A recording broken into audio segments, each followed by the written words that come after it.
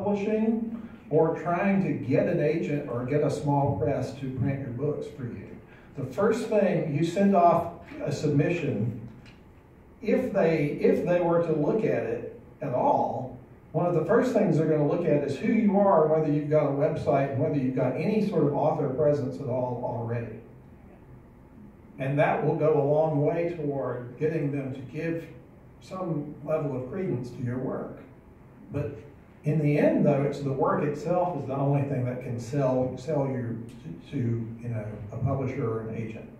And also, it's the only thing that will sell to readers, is if the work is there. I mean, you might be able to sell a book at a festival or something, and they get home. If they don't like it, if it's not professional, if it's not well done, they're never going to even finish it, much less what? By the last sale, the second book in the series. Or tell people. Right, or tell people about it. What's being said these days is you have to build your tribe. Build your tribe as an author, meaning the small bookstores you've had success with in the past, or who, by success I mean they let you put your book in there, which many of them say no because there are so many indie authors. The readers that have responded to your work in the past, you just have to try to stay in touch with them. How do you do that? Is it social media? I don't know. The problem with something like Facebook now is when you post your book, the Facebook algorithm sees that you're trying to sell something. And unless you have boosted it by giving them a little scratch, that's not going to be shown to everyone. It's not going to be, I have 1,750 friends or something like that. When I put up something about a book, there's no guarantee that even 10% of them will be shown. I don't mean we'll see it, will be shown that post at all. That's why I have a boost budget. Right, me too. I just, the ad is running right now for my new book on Facebook.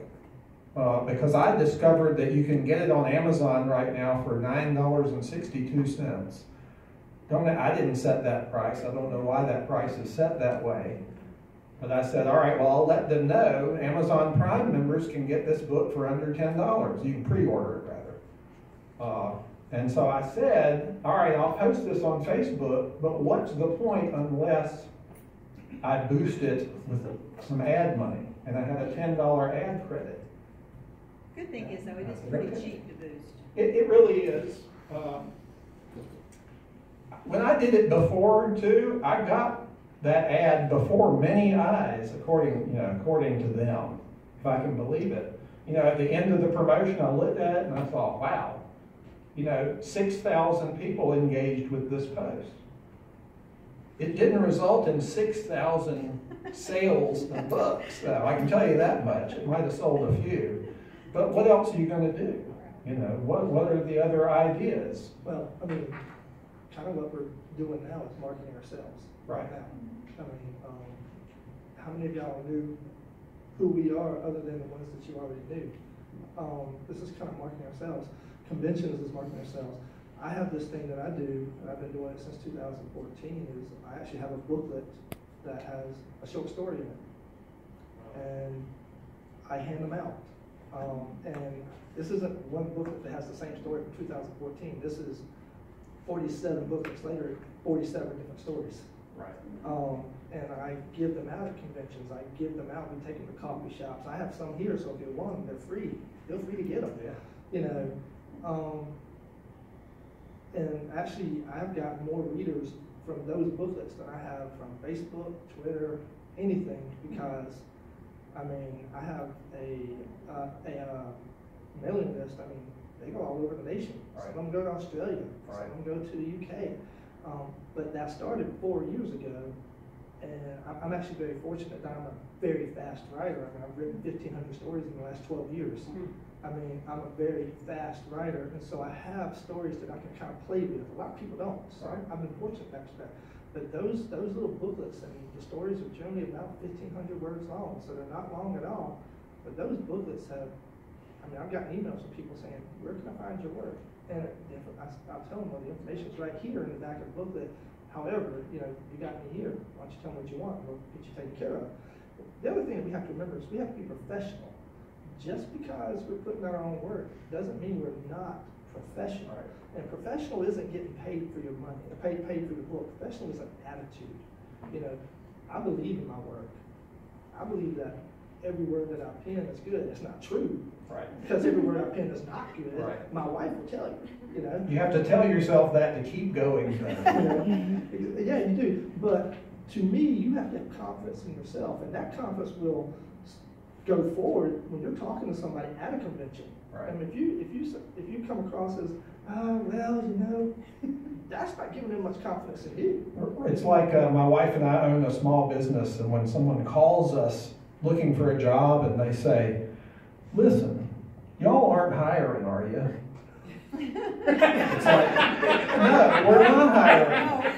Not with that attitude. All right, well listen, we've got 5 or so minutes left. More audience Q&A. Marv Ward, Reverend Marv Ward, published author. All of you have mentioned a background in small business, and you have marketing skills and business acumen. If you have none of those, would you still recommend indie publishing? Yes. I would too. Only if you want to learn it. Absolutely. You're Right. gonna have to, if you don't want to sell, if you don't want to go to conventions, if you don't want to be out in the public to sell your book, don't do it. Absolutely. You have to want, you have to like it. It's work. Yeah. It's not easy. It's work. So yes, she's How absolutely right. important do you think your business skills and marketing skills have been to your success? I think it helps you get out the gate, but after that, I mean, I've got a lot of business and marketing skills, and I have so much more to learn about marketing my own stuff, and learn, because you've got to learn the book business, publishing business. You know, I mean, I marketed business products. I didn't market books. So it helps initially, but as Nadine said, I totally agree. If you don't like it, it's going to be a chore. And if you don't believe in your work, as AJ says, and you're not willing to put all that into it, then it doesn't matter how much skills you have or don't have. It's how you apply it. And I take at least 1 class a week on marketing, and they're free on YouTube, or they're free classes that pop up on Facebook or Instagram. I do at least one per week to get one new idea of what I can do differently. And so you have to constantly upgrade yourself as far as what to do and how to get yourself out there. I think you have to look at it as a business, and you have to promote yourself. It's just the way it is. And if you have the confidence, you can. And you just have to say, what's the reason you're doing it, and why did you write the book in the first place? Is that you want people to read it. So they have to know about it. It's as simple as that. In order for them to read it, they have to know about it. And there's all kinds of ways you can think about marketing, but first just think about who do you think is your reader, and then go from there. Right. That's very important, is who is your audience? That's an important step. I mean, children, you know, I mean, but it's not just any child maybe. I mean, there's very specific stratifications you can start to look at in terms of demographics, but knowing who your audience is, mystery fans, you know, or whatever, is crucial. Danny, did you want to talk about anything? This gentleman's published educational textbook, right? Well, not textbooks, but in education. Okay. It's nonfiction, so it's a little different. It is with a publisher. I would just echo the comment about how important the editor is, because they're doing more than looking for typos. They sometimes are making suggestions about ordering paragraphs. Why don't you say this earlier than this? That'll make more. I mean, they're amazing. So they're worth every penny you pay them.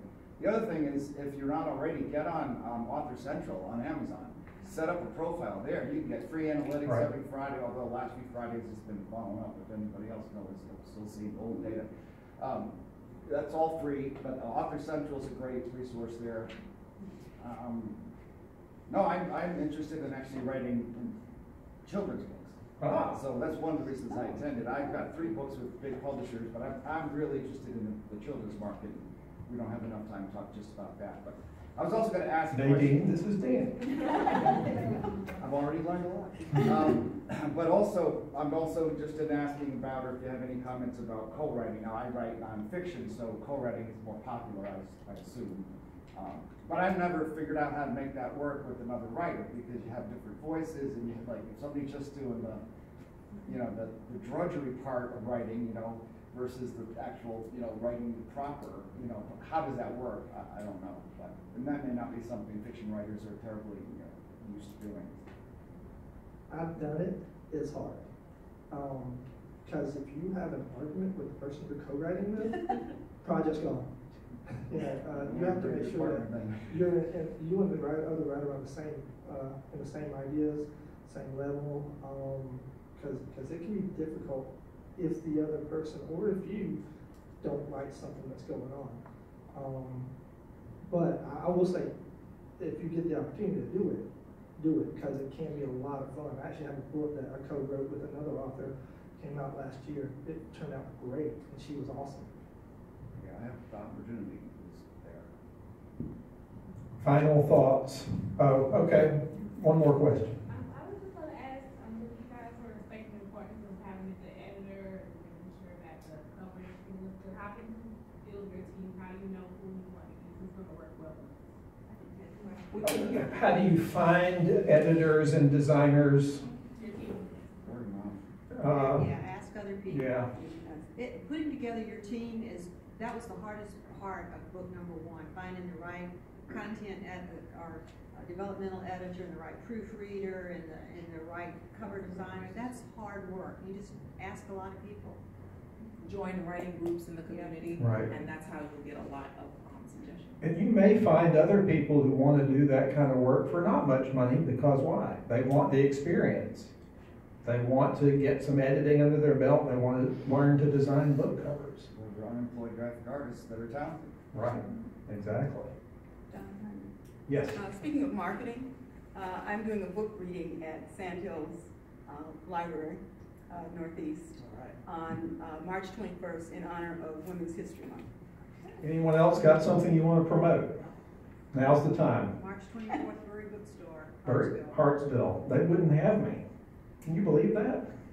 They wouldn't have me back. I was so ill-behaved after what? No, I was just too late getting in on it. Anyone else? I'm doing a self-publishing workshop, but this is all the way in Somerville.